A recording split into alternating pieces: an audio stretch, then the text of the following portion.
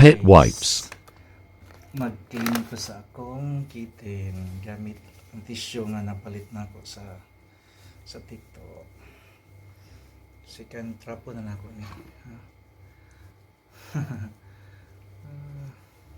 Para hinlo siya bang patrapo ra pa ba siya? Wow, para hinlo. Mostly ani sa iyang dalunggan kay mugaw kay yung dalunggan so ito ni hinlo niya yung dalunggan para hinlo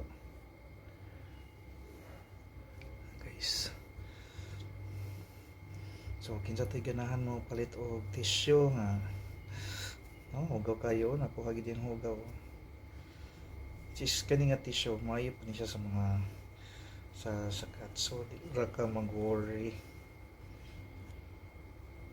kay murag intended gid siya sa mga cat. So lang naron lang gid nato interest baby pa, naron lang gid nato sila og kanang clean kay para dili siya guys.